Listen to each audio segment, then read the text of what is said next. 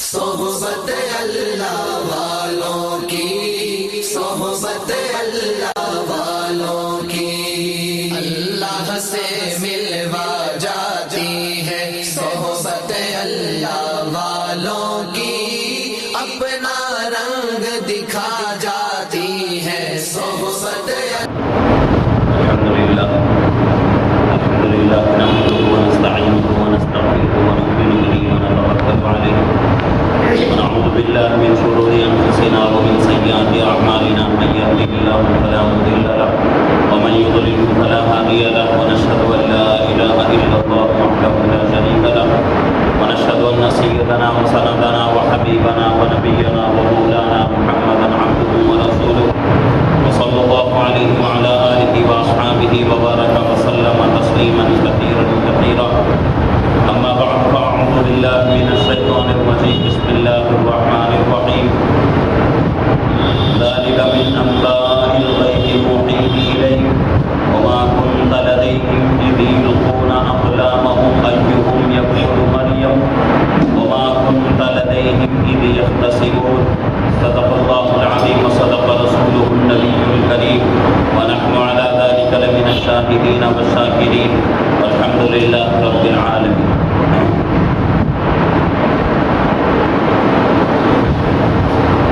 الحمدللہ ہماری تفسیر کا سلسلہ چل رہا ہے. گزشتہ مجلس میں اور اس سے پہلے کچھ مجلسوں سے حضرت مریم رضی اللہ عنہا کا واقعہ بیان ہو رہا ہے کہ شروع میں حضرت مریم رضی اللہ عنہا کی ولادت ہوئی.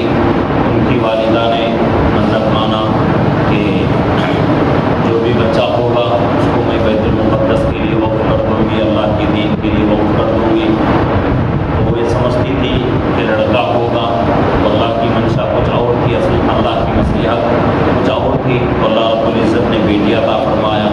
پھر بھی ان کی والدہ نے حضرت مریم رضی اللہ عنہا کو بھی بیت المقدس کے لیے وقف کر دیا. اس کے بعد آپ چونکہ یتیم تھی، ان کے والد حضرت عمران جو بیت المقدس کے امام تھے وہ ان کی ولادت سے پہلے ہی انتقال کر چکے تھے. اب اس وقت جو ہے کفالت کا مسئلہ بہت بڑا مسئلہ درپیش تھا کہ کون جو ہے حضرت مریم رضی اللہ عنہ کی کفالت کرے گا. اور اس مسئلے میں کچھ جو ہے باتیں ہونے شروع ہو گئیں اور جھگڑا شروع ہو چکا کہ ہر آدمی یہ چاہتا تھا کہ یہ بچی جو ہے بہت ہی مبارک بچی ہے، بہت ہی برکت والی بچی ہے. اگر اس کو میں اپنے کفالت میں لوں گا تو میرا گھر بھی بابرکت ہو جائے گا. تو اس مقصد سے جو ہے ہر آدمی جو ہے کفالت کے لیے، کفالت میں لینے کے لیے ہر آدمی آگے بڑھنے لگا. تو اللہ کی مرضی یہ تھی کہ حضرت زکریا علیہ السلام کے حق میں حضرت مریم رضی اللہ عنہا کی کفالت اللہ کی منشا تھا، اللہ کی مصلحت تھی. تو حضرت زکریا علیہ السلام آپ کی پرورش کرتے تھے. تو آپ جو ہے آپ کے لیے بیت المقدس کے اندر یہ کمرہ بنایا گیا، اس پہ آپ عبادت کرتی تھی. جب حضرت زکریا علیہ السلام آپ کے کمرے میں آتے تو آپ کے پاس جو ہے بے موسم پھل ہوتے تھے. تو حضرت زکریا علیہ السلام پوچھتے کہ یہ پھل کہاں سے آئے؟ تو حضرت مریم رضی اللہ عنہا جواب دیتی وَمِنْ عِنْدِ اللَّهِ، یہ میرے اللہ کے پاس سے آئے ہیں. تو یہ تمام باتیں جو ہے ہوئی. اس کے بعد جو ہے جیسے ہی حضرت مریم رضی اللہ عنہا نے کہا کہ یہ میرے اللہ کے پاس سے ہے، تو حضرت زکریا علیہ السلام اس وقت بہت ہی بڑی عمر کے ہو چکے تھے، بوڑھے ہو چکے تھے. تو ان کے گھر کے اندر ایک بھی بچہ نہیں تھا. ان کے دل کے اندر یہ بات پیدا ہو گئی کہ بھائی اللہ رب العزت مریم کو بے موسم پھل کھلا سکتا ہے تو مجھے لڑکا کیوں عطا نہیں کرے گا. تو بہت عاجزی کے ساتھ، منت سماجت کے ساتھ اللہ کے سامنے دعا کی کہ اللہ ایک لڑکا عطا فرمائیے. تو اللہ رب العزت نے فوراً ایک لڑکی کی بشارت دی جن کا نام یحییٰ تھا، اور وہ بھی آگے جو ہے بہت بڑے نبی تھے اور ان کی جو ہے خصلتیں، ان کی صفات جو ہے بیان ہوئی. تو یہ تمام جو ہے بیان ہو گیا۔ اس کے بعد گزشتہ مجلس میں جو باتیں ہمارے سامنے آئی تھیں وہ حضرت مریم رضی اللہ عنہا کی خصوصیت کہ اللہ رب العزت نے آپ کو تمام عورتوں میں آپ کا انتخاب کیا اس منصب کے لیے کہ آپ جو ہے بچپن سے ہی بیت المقدس کے لیے وقف ہو گئی اور بچپن سے ہی اللہ کی عبادت میں لگی ہوئی تھی، بے موسم پھل اللہ آپ کو عطا فرماتے تھے اور آپ کے بدن مبارک سے بغیر باپ کے ایک نبی کو پیدا فرمایا۔ تو یہ تمام چیزیں جو ہے بہت ہی اونچی چیزیں تھیں، تو اس کے لیے آپ کا ہی انتخاب ہوا، کسی عورت کو اللہ رب العزت نے پسند نہیں کیا۔ تو اس کے بارے میں بھی گزشتہ مجلس میں ہمارے سامنے بات آئی تھی۔ تو اس کے بعد جو ہے فرشتوں نے کہا تھا کہ ان چیزوں کی وجہ سے آپ جو ہے کیا کرو، یا مریم قنوتی لربکی، اللہ رب العزت کی کیا کرو، اطاعت کرو، وسجدی، سجدہ کیا کرو، ورکعی مع الراکعین، اور رکوع کرنے والوں کے ساتھ رکوع کرو۔ یہ پورا واقعہ اور پورے واقعے کا خلاصہ ہے۔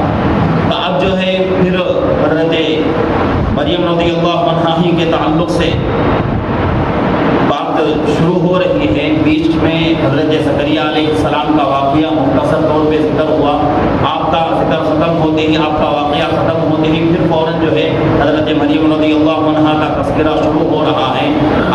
اس مجلس کے لیے میں نے ایک آیت کا انتخاب کیا ہے، تو پہلے جو ہے آیت کا ترجمہ سن لیں۔ اللہ فرما رہے ہیں ذالک من انباء الغیب نوحیہ الیک، من جملہ غیب کے خبروں میں ہے، یہ قصہ جو ہے غیب کے خبروں میں سے ہے، نوحیہ الیک، جس کو ہم نے آپ کی طرف وحی کیا، وما کنت لدیہم اذ یلقون اقلامہم، اور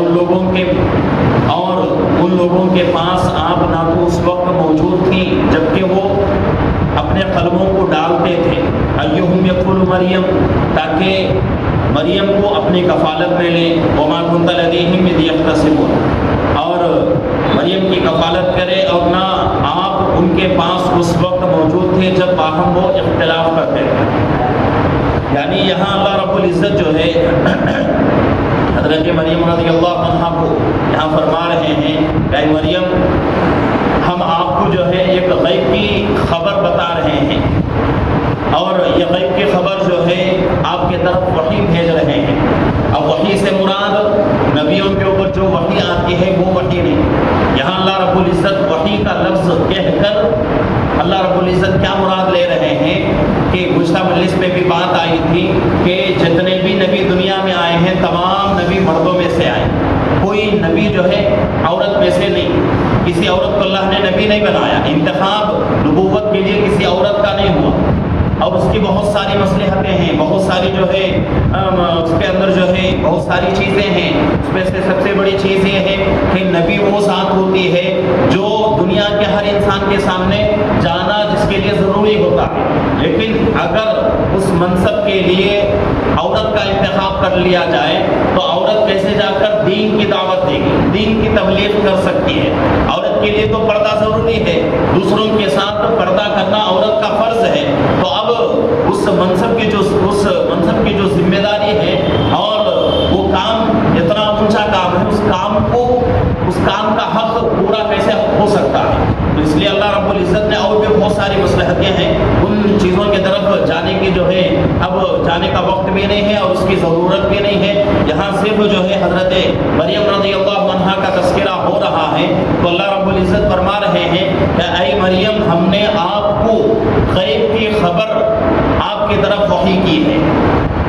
اب یہاں جو ہے غیب کے بارے میں اللہ فرما رہے ہیں، تو غیب کی خبر اللہ رب العزت جو ہے وحی بھیج رہے ہیں، وحی کے طور پر غیب کی خبر حضرت مریم رضی اللہ عنہا تک پہنچا رہے ہیں۔ اللہ کے علاوہ دنیا کے اندر زمین کے اوپر غیب کا علم رکھنے والا کوئی نہیں، غیب کی چیزوں کو جاننے والا، غیب کا علم کسی ذات کے پاس نہیں ہے، چاہے وہ اللہ کے نبی صلی اللہ علیہ وسلم کی ذات اقدس ہی کیوں نہ ہو۔ اللہ کے نبی صلی اللہ علیہ وسلم کو بھی اللہ نے غیب کا علم نہیں عطا فرمایا۔ یہاں اللہ رب العزت فرما رہے ہیں کہ ہم نے آپ پر غیب کی خبروں کو وحی کے طور پر بھیجا ہے، اور آپ کے پاس کیا نہیں ہے؟ غیب کا علم نہیں ہے آپ کے پاس، غیب کی باتوں کو جاننے کی اور غیب کی باتوں کو پہچاننے کی طاقت آپ کے پاس نہیں ہے، ان باتوں کو ہم آپ تک پہنچاتے ہیں۔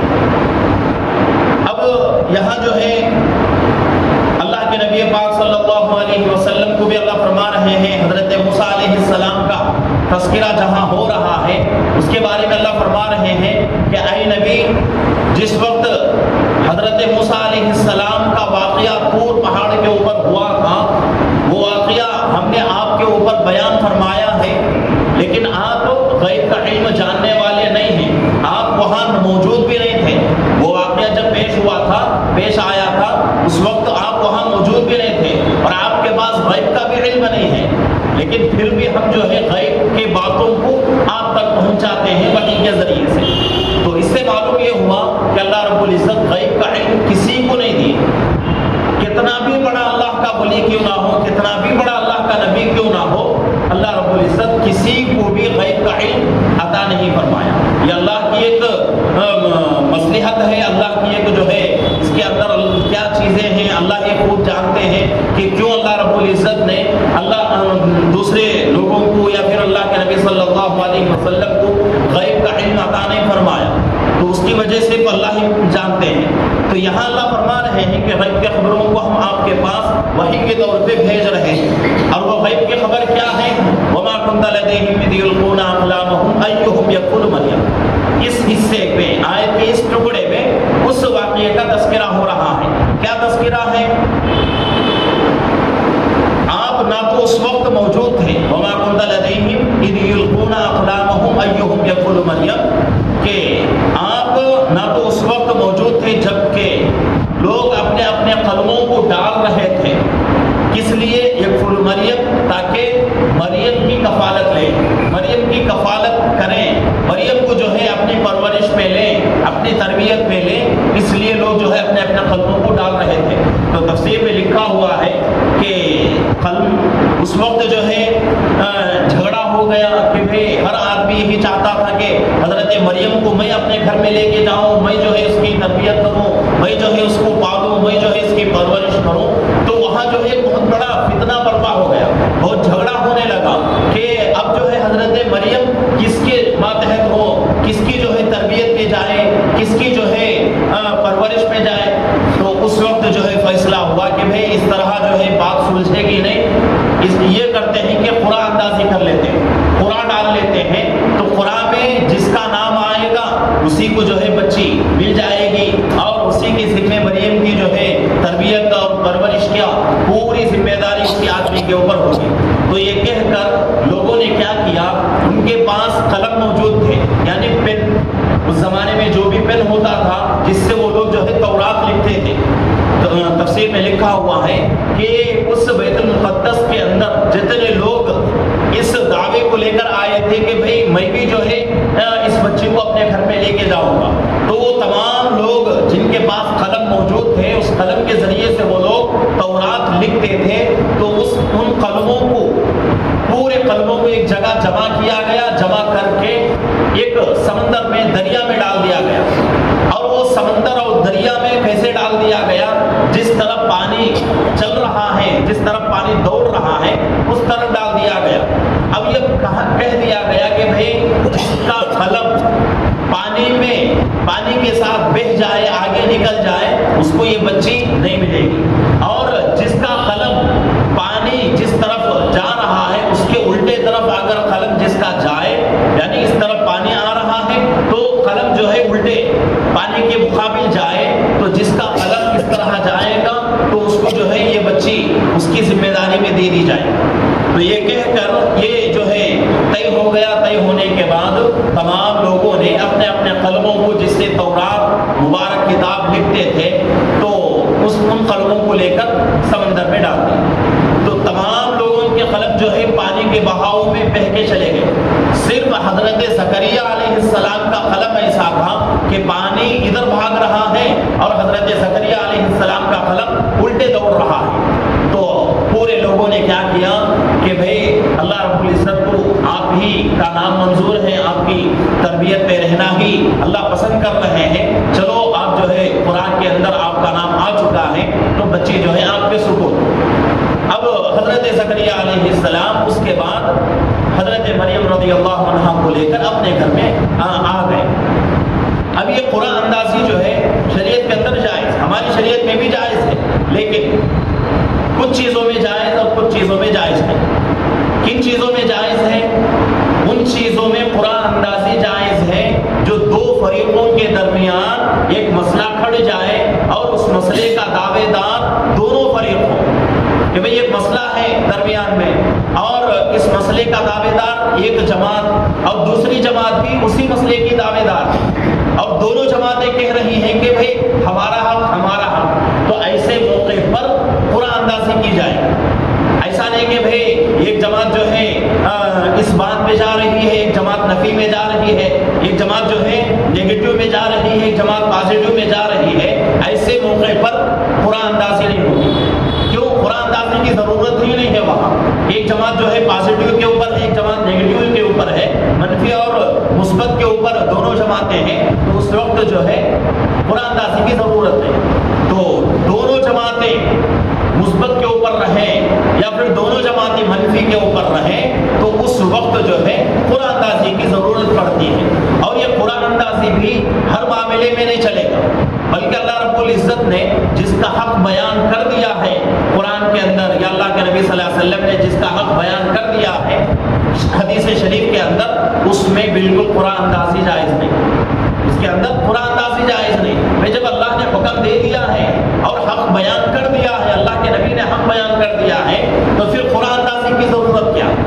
اب آدمی جو ہے قرآن اندازی کر کے یہ بتانا چاہتا ہے کہ بھئی مجھے اللہ کے حکم کی ضرورت نہیں, مجھے اللہ کے نبی صلی اللہ علیہ وسلم کے حکم کی ضرورت نہیں, بلکہ میں اپنے عقل سے کام کروں گا. تو جن لوگوں کا حق اللہ رب العزت نے قرآن میں بیان کر دیا ہو یا اللہ کے نبی نے حدیث میں بیان کر دیا ہو, ان جو ہے حقوق کے اندر قرآن اندازی نہیں چلے گی, اس کے اوپر ہم عمل نہیں کریں گے. اور یہ قرآن اندازی اللہ کے نبی صلی اللہ علیہ وسلم کے زمانے میں بھی اس کے اوپر عمل کیا جاتا رہا. حضرات صحابہ بھی عمل کرتے رہے. جیسا کہ حدیث پاک میں بات آتی ہے کہ فتح خیبر کے بعد خیبر کا غزوہ ہوا, خیبر جو ہے فتح ہو گیا, تو اس کے بعد یہودیوں کو حکم دے دیا گیا کہ بھئی اناج جو ہے لا کر اکٹھا کرو. اناج لا کر اکٹھا کر دیا گیا اور حضرت عبداللہ ابن رواحہ رضی اللہ عنہ اس وقت اس جو ہے اناج کے ذمہ دار بنائے گئے تھے. تو حضرت عبداللہ ابن رواحہ رضی اللہ عنہ نے تمام جو ہے اناج کے جتنا بھی اناج آیا تھا پورے اناج کو حضرت عبداللہ ابن رواحہ رضی اللہ عنہ نے دو حصوں میں تقسیم کر دیا. دو ڈھیر لگائے اور دونوں برابر برابر لگائے. ایسا نہیں کہ ایک ڈھیر بڑا تھا ایک ڈھیر چھوٹا تھا, ایسا نہیں. دونوں ڈھیر جس کو ہم جو ہے اپنی زبان میں ایک کپا کہتے ہیں, تو دونوں ڈھیر جو ہے ایک حساب سے تھی, دونوں ڈھیروں کا وزن برابر تھا اور برابر کر کے حضرت عبداللہ ابن رواحہ رضی اللہ عنہ نے ان کے سامنے پیش کر دیا کہ بھئی اب آپ کی پسند ہے, جو سا بھی جو ہے آپ ڈھیر اٹھا لیں, آپ کی مرضی.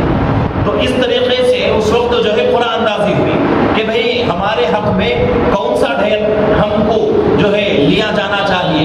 تو اس طریقے سے ان چیزوں میں جس کے بارے میں اللہ نے قرآن کے اندر حکم نہیں دیا یا پھر اللہ کے رسول نے حدیث کے اندر حکم نہیں دیا, تو ان چیزوں کے بارے میں ہم جو ہے قرآن اندازی کریں گے. مثال کے اعتبار سے ایک زمین ہے اور زمین کے مالک 4 لوگ ہیں. مثال کے اعتبار سے 4 لوگ زمین کے مالک ہیں. اب چاروں کے لیے زمین برابر برابر تقسیم ہونا ضروری ہے. اگر کوئی یہ کہے کہ بھئی ایسا نہیں ہو سکتا بلکہ قرآن اندازی کیا جائے گا, جس کا نام آئے گا اس کو جو ہے پوری زمین دے دی جائے گی, تو یہ جو ہے حق تلفی ہو جائے گی. قمار اور سود میں جو ہے اس کا شمار ہو جائے گا, اور قمار اور سود جو ہے شریعت کے اندر بالکل جائز نہیں, حرام ہے بالکل.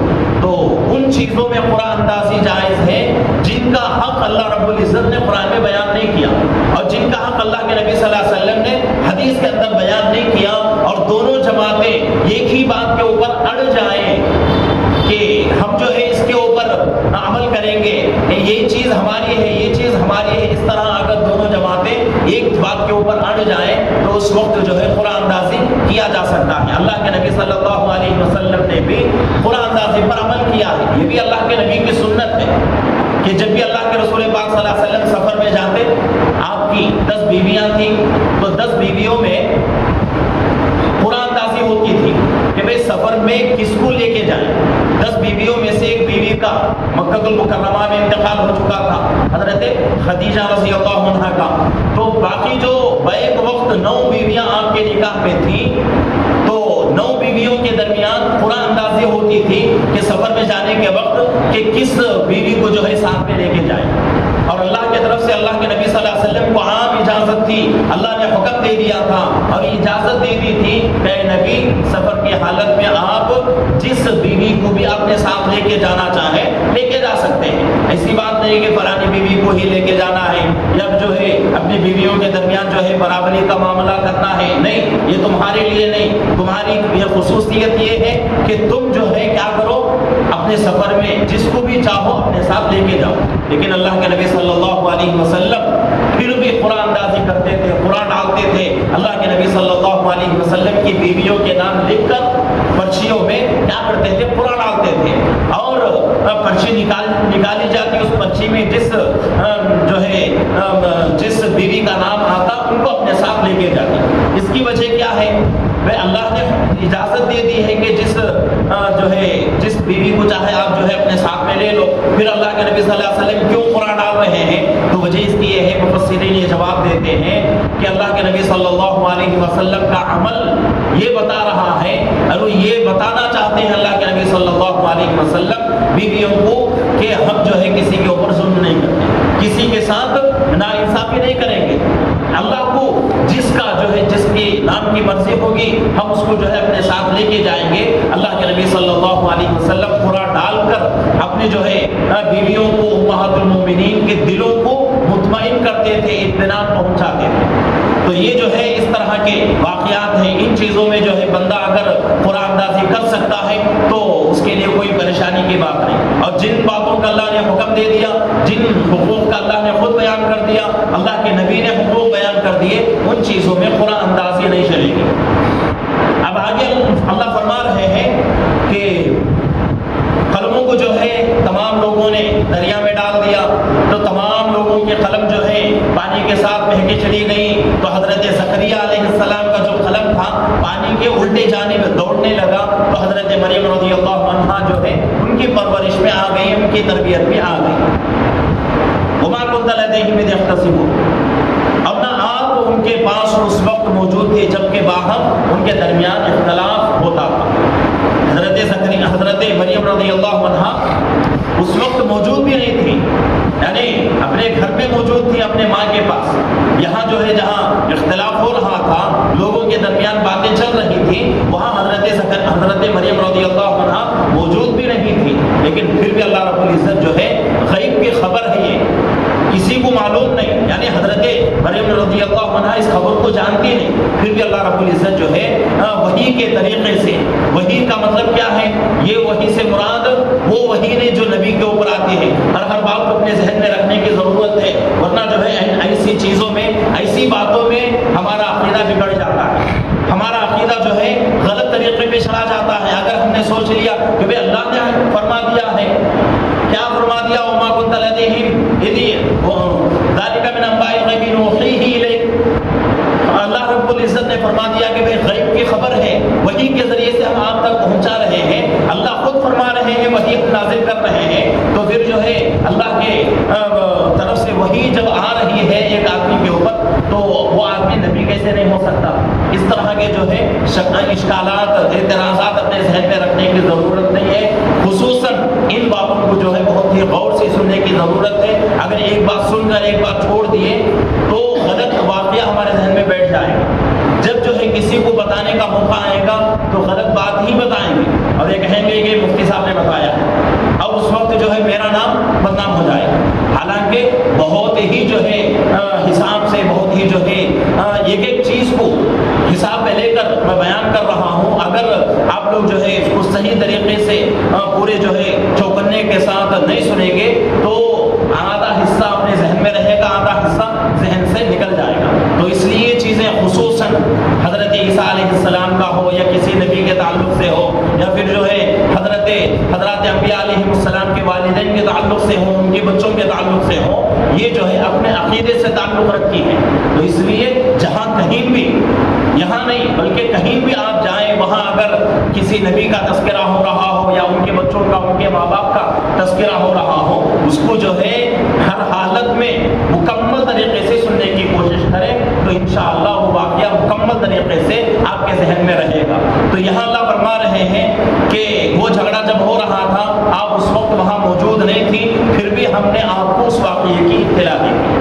تو یہ جو ہے حضرت زکریا حضرت مریم رضی اللہ عنہ کا واقعہ ہے۔ آگے بھی جو ہے حضرت مریم رضی اللہ عنہ کا واقعہ اور بھی بیان ہو رہا ہے، اس میں جو ہے حضرت عیسیٰ علیہ السلام کی ولادت ہے اور آپ کا بات کرنا بچپن میں، یہ تمام باتیں آ رہی ہیں۔ انشاءاللہ میں بھی پوری کوشش کروں گا کہ ان باتوں کا جتنا بھی حق ہے پورا حق ادا ہو جائے اور ہر بات آپ تک جو ہے صحیح پہنچے، اور آپ لوگ بھی جو ہے اس کی کوشش کریں کہ ہر مجلس میں بلا ناغہ کیے بغیر، ایک مجلس بھی چھوڑے بغیر پابندی کے ساتھ ہر مجلس میں آتے رہیں اور باتوں کو جو ہے غور سے سننے کی کوشش کرتے رہیں، تو انشاءاللہ اس سے جو ہے آپ کا بھی اور میرا بھی بہت بڑا فائدہ ہوگا۔